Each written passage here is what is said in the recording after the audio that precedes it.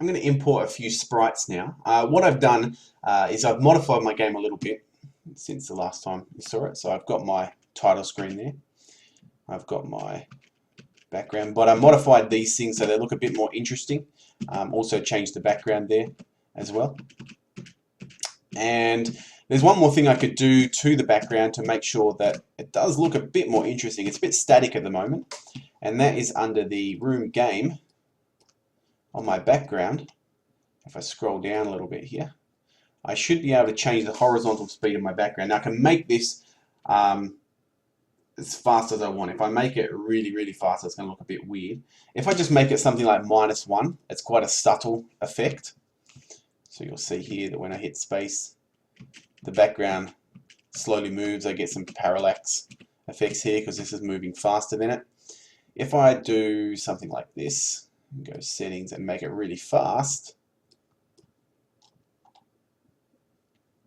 wrong bit, backgrounds, -10.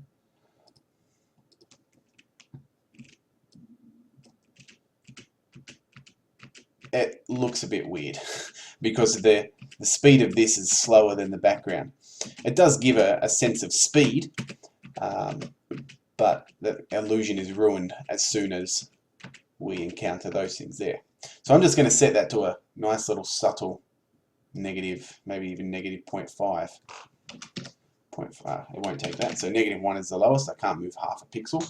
But I'm going to create some new sprites now. So this first sprite, I'm going to call it SPR small asteroid. And I'm going to click on edit sprite. Now the reason I'm not clicking load sprite is because I want to actually, well, you'll see. I click edit sprite and I'm going to go file, create from strip. Now on my desktop I should have a file here called IR spaceship, which I found. So I found this online searching for spaceship sprites. And now what I've got here is, you can see up in the top left corner, top left corner of this little area here, I've got some different sprites, and one of them is an asteroid sprite. Now what I need to do is to actually change this so that 16 by 16, you see that matches that top square there. And I'm going to try and get it over here. Now I could try to match it exactly,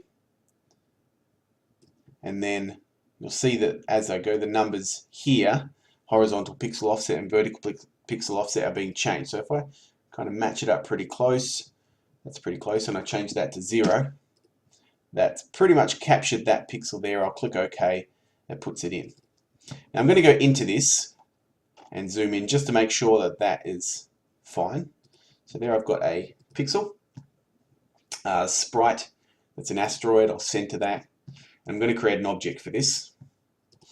Add event, create, and on the create event, it's going to start moving, which is this one here. I'm going to make it moving at really, really fast, like -30. And it's also going to jump to a random Y position. So it's going to be random room width. So anywhere in the room width, it's going to jump to it. And it's going to jump to -500. Oh, sorry, 500. So way off the right hand side of the screen.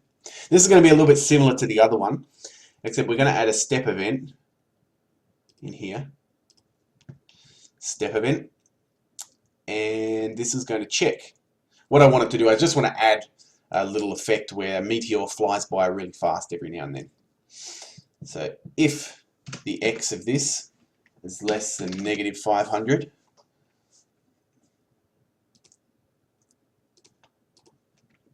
then we're going to jump to, the x is going to be 500 again, and the y will be another random room width. I need to pick a sprite for this. SPR, obj, small asteroid. and click OK. So now I should be able to put this into my game. Maybe put in just one of them. And we'll see that every now and then a little asteroid will fly by really fast. It looks a bit weird because it's not actually animated, it's just this rock flying by on the screen.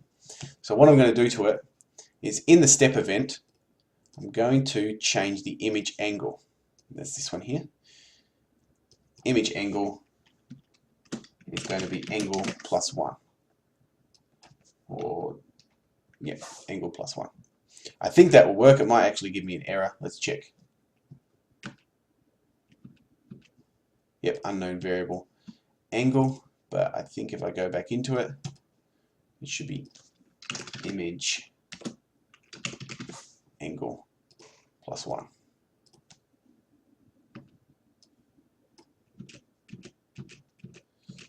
So when it flies by, it does look like it's a different one. It's kind of rotating around on itself.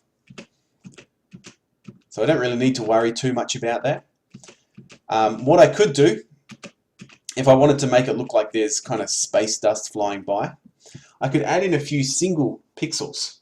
So if I go into here, edit sprite, new sprite, 1 by 1, that's really tiny. So if I just zoom in so I can see it, I'll just fill it with white. Okay. SPR space, oops, SPR space dust. And I'm going to import another sprite in a minute. I'm going to create another object here. obj space dust.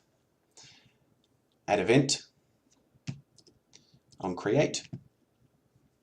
And when it's created, we're going to make this actually create a whole lot of different space dusts.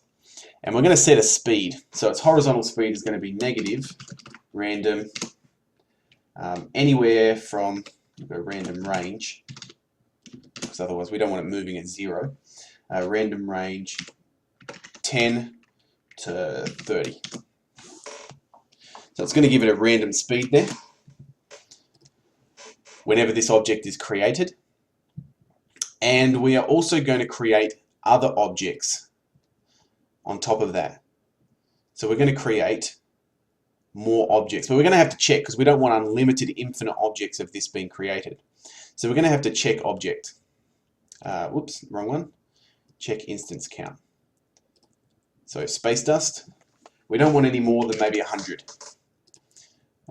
Smaller than 100, we're going to create some of these. So we're going to create another space dust, and we'll just create a random room width, random room height. Now, keep in mind this happens all as soon as the game starts, so it's just going to create them. We won't actually see them appearing, well, we shouldn't. And then when the next one gets created, it's going to get created as well. So we do need that step event in here as well. So let's just go back to this small asteroid and grab all the code from here, except for the jump one. And we'll go add step event, copy that in there. We'll say if x is smaller than negative, say 50 this time, jump to position, we'll make x 400, and y is going to be, that should actually be random room height, not width.